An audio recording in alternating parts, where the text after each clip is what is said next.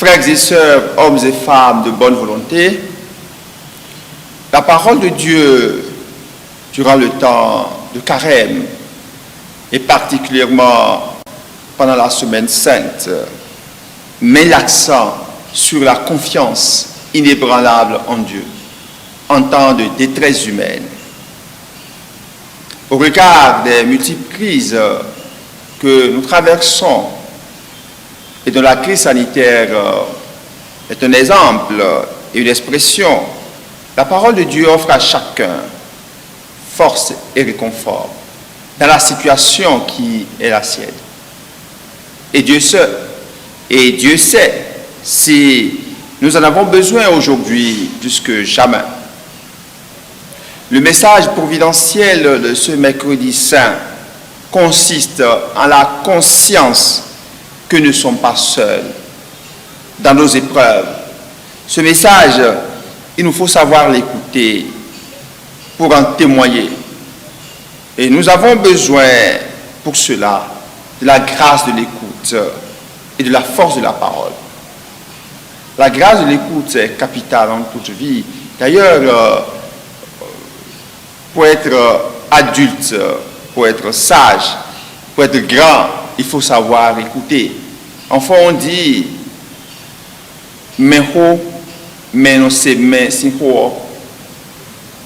le grand, c'est celui qui écoute la parole de l'autre. Être chrétien, donc adulte de la foi, homme de foi, c'est savoir écouter. Déjà, dans l'Ancien Testament, au peuple juif, il était demandé, écoute Israël, le Seigneur Dieu est l'unique.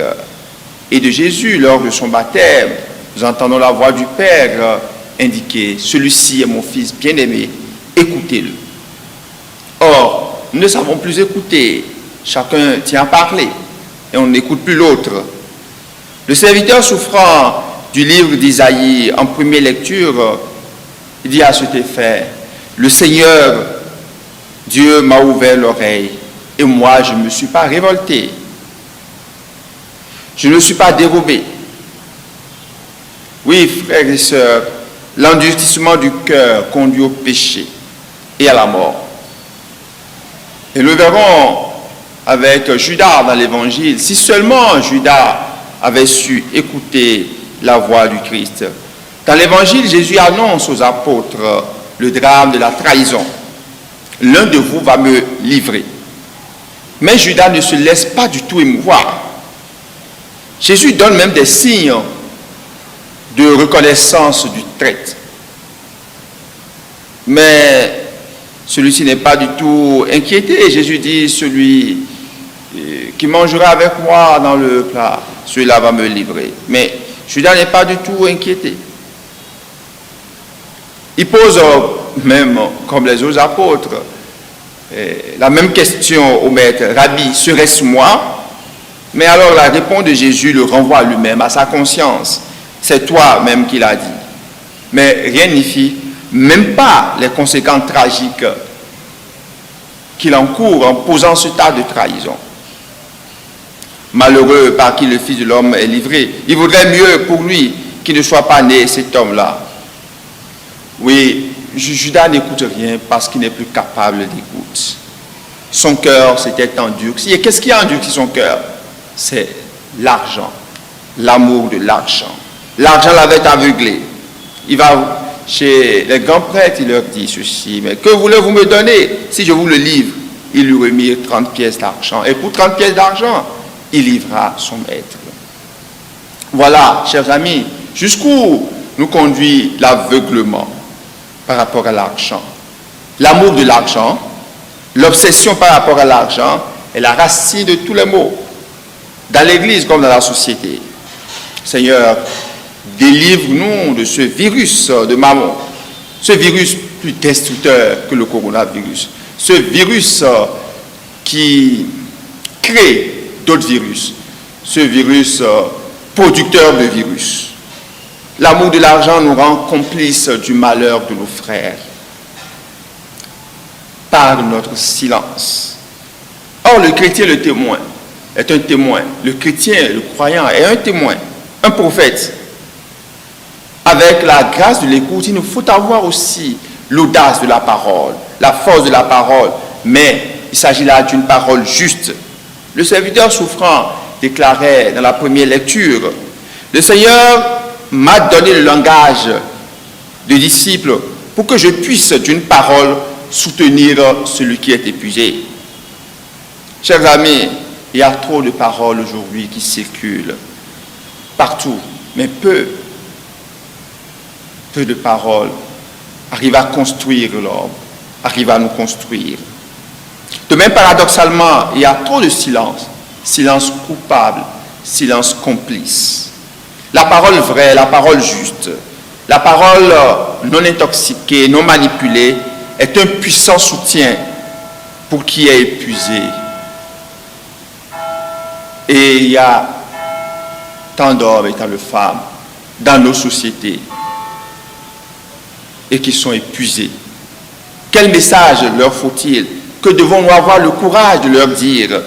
Le psaume responsorial de ce jour évoque la situation de la trahison des proches par des expressions assez poignantes. Je suis devenu un étranger pour mes frères, un inconnu pour les fils de ma mère.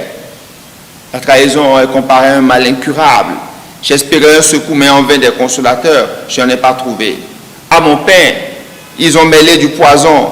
Quand j'avais soif, ils m'ont donné du vinaigre. Et pourquoi on persécute ainsi l'homme juste? À cause de son amour pour Dieu, l'amour du bien.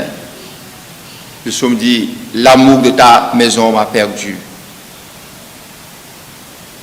Chers amis, au cœur de la détresse humaine, de la persécution, de la trahison, détresse humaine pareille à celle que plusieurs parmi nous vivent, la sollicitude du Seigneur est toujours prévenante. Car le Seigneur écoute les hommes, il n'oublie pas les siens emprisonnés. Oui, la réponse de Dieu au malheur, au mal, à la souffrance, c'est plus qu'un mot, c'est plus qu'une théorie. Pour sa passion, le Fils de Dieu lui-même a connu le poison de la trahison d'un proche. Il a été humilié, il a subi l'insulte. On lui donna du vinaigre alors qu'il avait soif.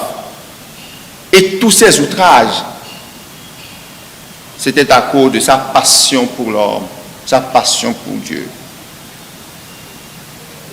Dieu est donc au cœur de la détresse humaine. Dieu est donc au cœur de nos épreuves. Dieu n'est jamais loin de nous, loin de nos angoisses, loin de nos épreuves. Il est proche, celui qui me justifie. Le Seigneur Dieu prend ma défense, évoque le serviteur souffrant dans la première lecture. Ce serviteur souffrant qui est la figure du Christ, et le Christ lui-même qui dans l'évangile dit « Mon temps est proche ». Et ce temps, c'est le temps du salut, de la rédemption, le temps de la victoire. Oui, aux fatigués de la vie, aux épuisés de l'histoire, aux oubliés de la société, à tous les affligés. Je voudrais rappeler simplement et humblement cette parole du Seigneur. N'ayez pas peur. Et leur dire qu'ils ne sont pas seuls et qu'ils ne seront donc jamais confondus. Le Seigneur vient à mon secours. Je ne serai pas confondu. Oui, chers amis, si vous gardez cette foi au cœur des épreuves, vous ne serez pas atteints. Et même si vous étiez atteints, vous ne seriez pas éteints. Et même si vous étiez éteints, la vie en vous demeure parce que vous êtes avec la vie. Vous êtes avec le Dieu de la vie, le Dieu qui n'abandonne jamais ses amis.